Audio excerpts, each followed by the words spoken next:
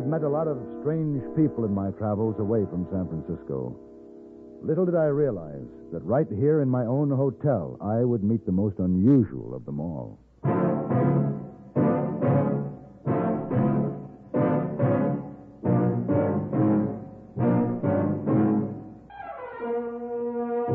Have Gun, Will Travel. Starring Mr. John Dehner as Paladin. San Francisco, 1875. The Carlton Hotel, headquarters of a man called Paladin.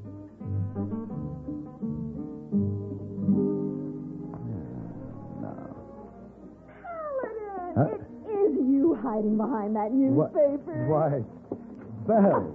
Belle Whitney. Oh, I thought I might be lucky enough to run into you. What brings you into the Carlton? Well, now that I've seen you, it doesn't seem to matter. Where have you been for the last 900 years? In and out of town, you know how it is.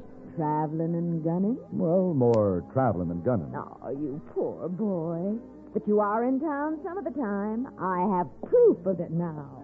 And you don't have to stay away from me like I have the measles or something. Well, I haven't forgotten you, Belle. My latch string is always out to you, Paladin, and don't you forget it. I won't. Oh, it's been wonderful seeing you, but I do have to rush. I've got an appointment with that doctor from Vienna I've heard so much about. Here at the hotel? Yes.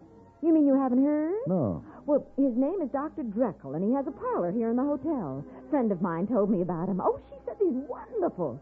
Feels the bumps on your head or something and tells you all about yourself. He's the rage, and I was lucky enough to get an appointment. I'm just dying to meet him. You know, I'm surprised you haven't heard of him. Well, you know, in and out of town, I can't keep up with everything. Ah, you poor boy. Well, ta-ta. Ta-ta.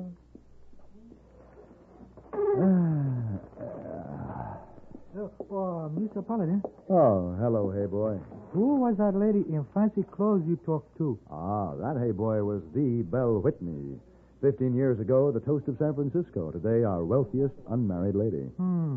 The wealthy, rich women are always attracted to you. No, I hadn't noticed. Oh, yes, sir.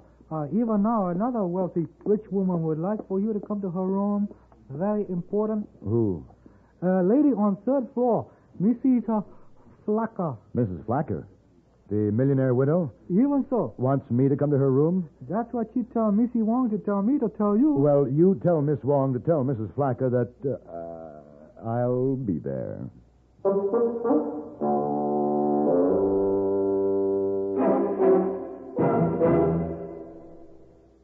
Constipation is something people don't talk much about, but it can be a problem for anyone, even doctors.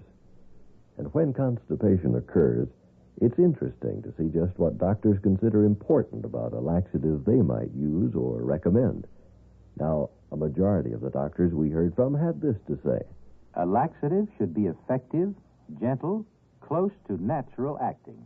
A medicine that can be used with complete confidence. Well, pleasant-tasting chocolated X-Lax is effective. Overnight, it helps you toward your normal regularity. X-Lax is so gentle, so close to natural acting, there's no upset. That's why many doctors and make X-Lax with complete confidence. X-Lax, the laxative that helps you toward your normal regularity gently, overnight.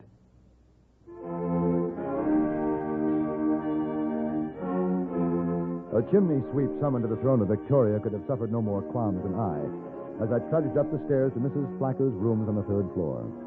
Widow of Simeon Flacker, the railroad magnate and once the social arbiter of San Francisco, she now lived quietly, albeit imperially, at the Carlton.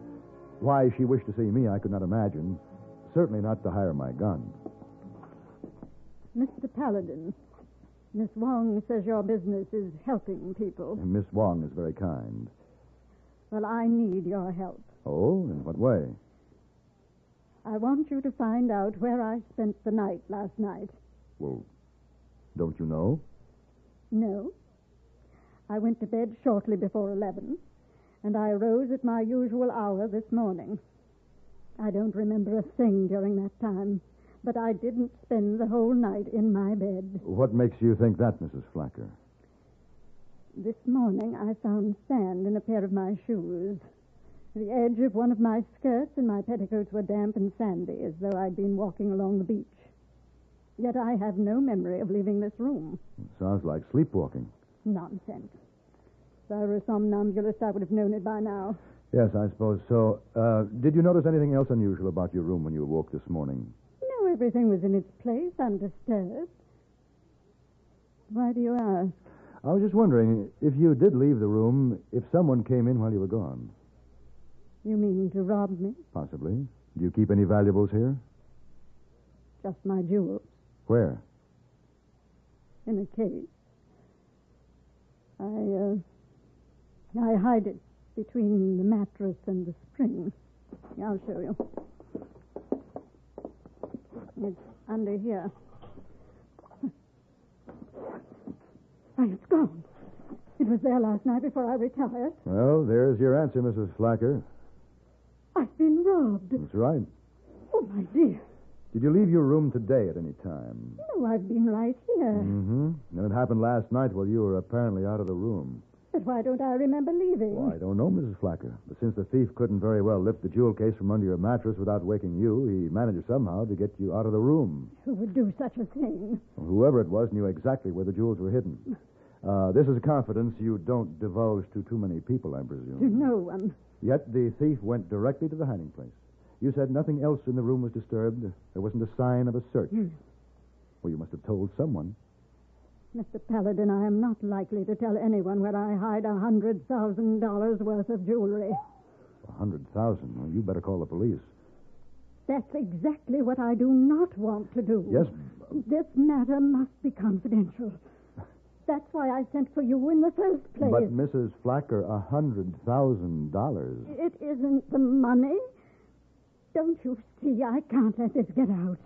I'd be the laughing stock of San Francisco if this story got out. Nellie Flacker's taken leave of her senses, they'd say. Goes out on the town in the middle of the night, but she doesn't know where or with whom. Oh, no, Mr. Paladin. He who steals my purse steals trash. But he who steals my good name... Well, who might wish to do that? I tell you, Mr. Paladin, I haven't the slightest idea. Well, Mrs. Flacker, have you met any strangers lately? No. Done anything unusual during the past couple of weeks? No. Just the usual round of lunches, teas, and so on with my friends. Here, my engagement book is right over here. See for yourself. Dinner with the Walkers, theater party with the singers. Oh, appointment with Dr. Dreckle.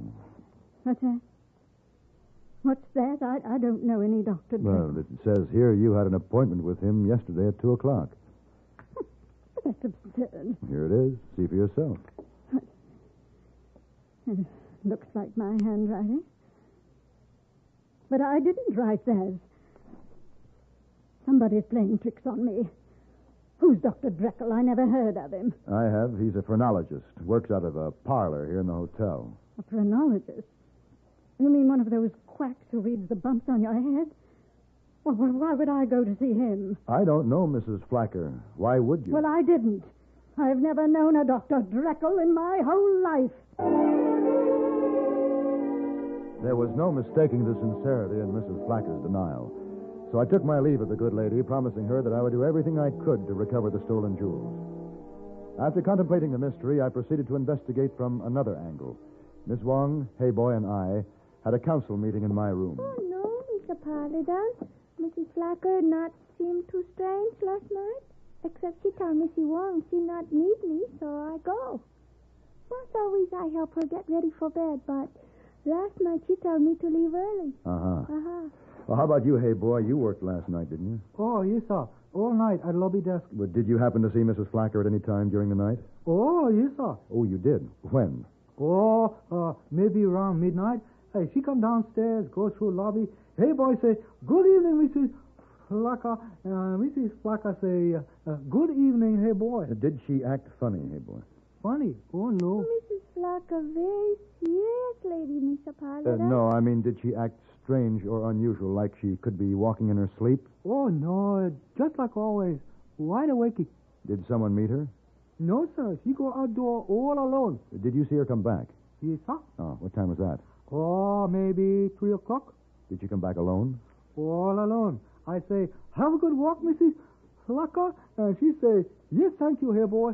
Did she act strange then? No, sir. All the same as before. Mr. Paladin, you sound like Dr. Fella. What doctor, Miss Wong? A doctor from Vienna. He feels bumps on head. What about him? Well, he asked Missy Wong about Mrs. Flacker like you asked K-Boy. He did? He did. When? What kind of question? Oh, last week, maybe. He asked if she is married lady, if she lived by herself. That kind of question. And what did you tell him? Oh, I tell the truth. I tell her Mrs. Flacker, plenty wealthy rich woman, live all by herself. Well, now, Miss Wong, why would you tell him that she's wealthy? Must always tell the truth, Mr. Paladin. Oh, yes, sir. You teach us, Mr. Paladin. Be honest policy is best. Oh, well.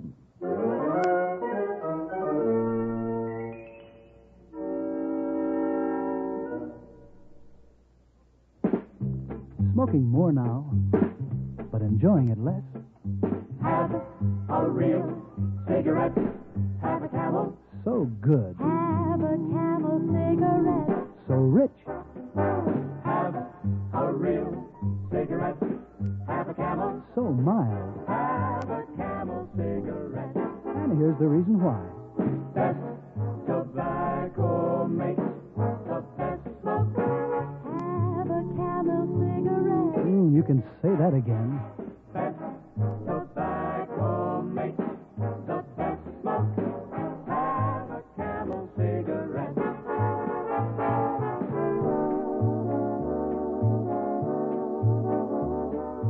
If you're smoking more these days, but enjoying it less, then change to Camels, the best-tasting cigarette of all. Have a Camel. Start to really enjoy smoking again.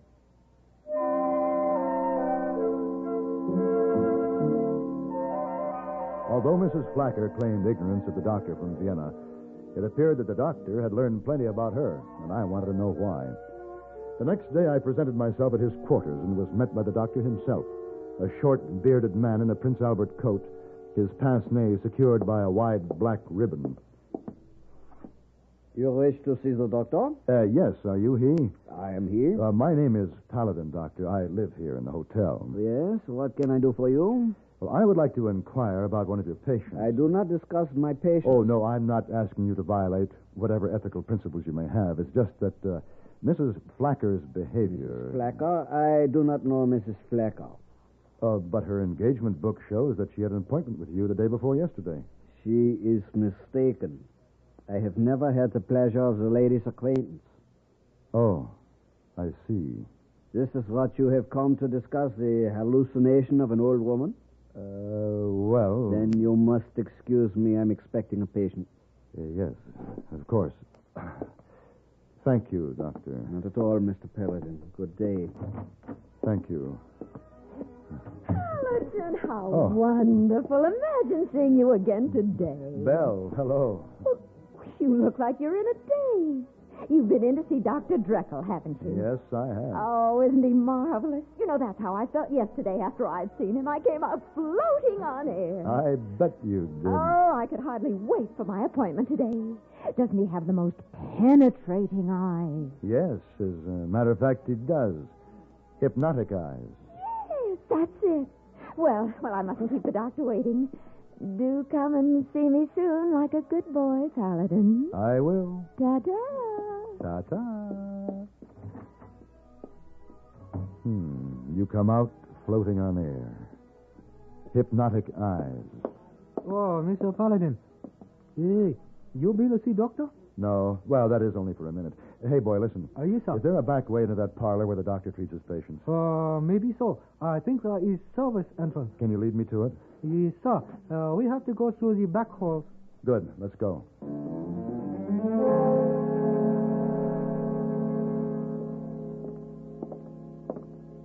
I think this is the door, Monsieur Paladin. Okay. Now be very quiet, hey, boy. Oh, yes, sir.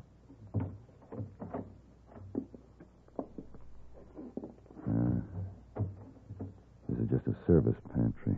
Oh, there's another door. Leads to the main room. Well, let's try it. Plenty dark in here. Yeah. Here we are. Here now is the Mount of Capricornus, the seat of knowledge and wisdom. Why are you rubbing her head, Mr. Paladin? Well, that's part of the treatment, hey, boy. He not got much light in this room either, has he? No. Oh, no. Hey, boy, don't. I can't help it. What's that? Excuse us, please. Wrong door. Get out of here. This is a private parlor. Oh, so sorry, please. Let's go. Ooh, that was fast thinking, hey, boy. Oh, so sorry, Mr. Paladin. I had to sneeze. That's all right. No harm done. Now I know how he does it. Does what? Hypnotism. That's the answer. What is this, hypnotism? Remind me to show you someday, hey, boy. Right now, I've got to get myself a date for tonight.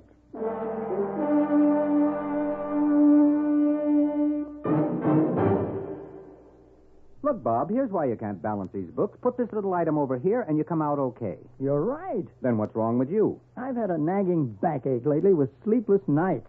Makes me feel worn out. Then why not do something about it? But what? I'd try Doan's Pills. Good advice.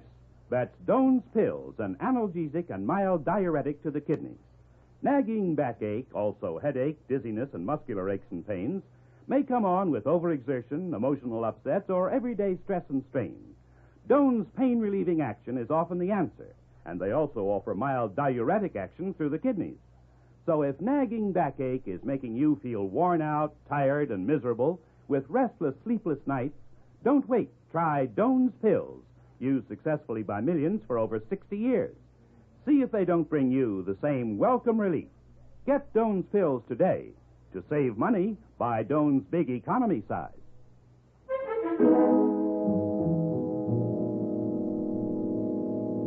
I waited around the lobby until Belle left the doctor's parlor. She was surprised when I told her that we shouldn't put off our visit any longer, that we should see each other that night.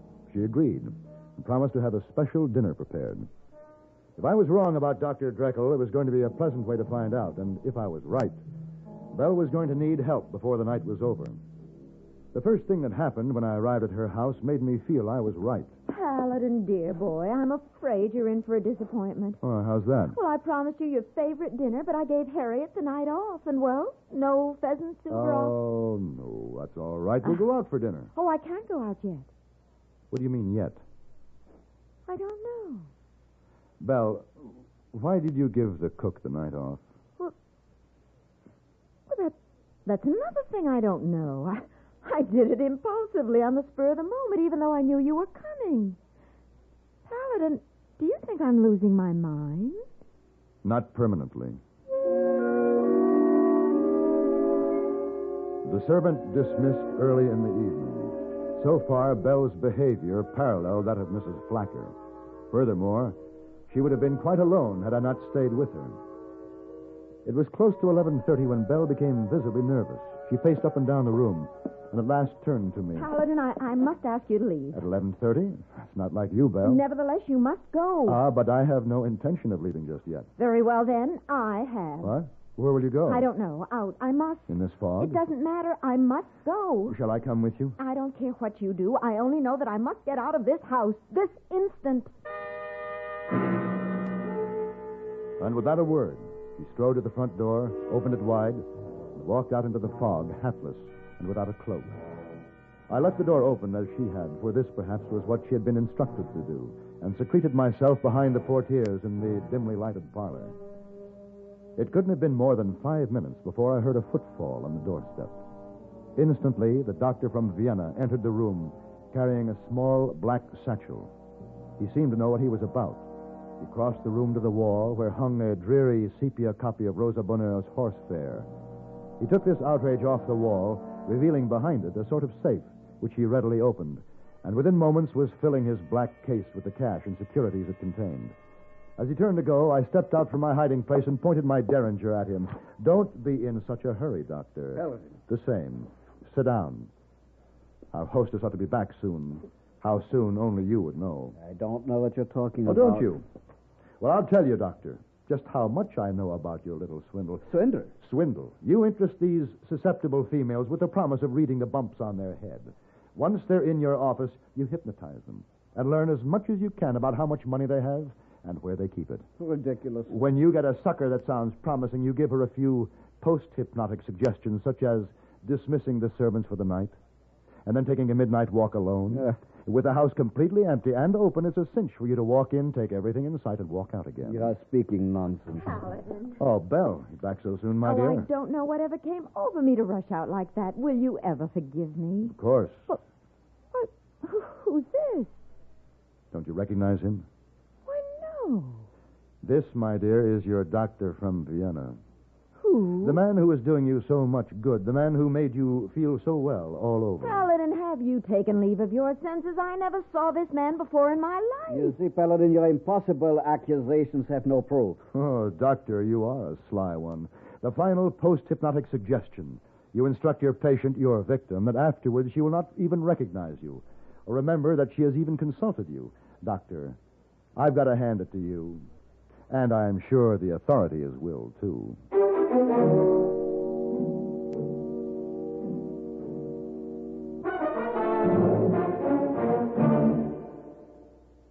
Get the really light refreshment.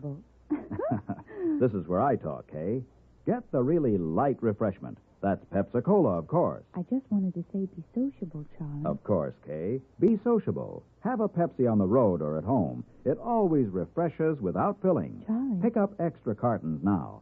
Pepsi is so delicious it goes fast. That's why you should keep plenty of Pepsi on hand. Mind. Oops. Maybe I'd better sing. Be sure to say keep Pepsi handy. Yes, Charlie. But the song says it sociably. Be sociable, look smart, keep up to date with Pepsi. Drink light, refreshing Pepsi. Stay young and fair and debonair. Be sociable, have a Pepsi. What Kay means is get plenty of Pepsi next time you shop. Well, yes.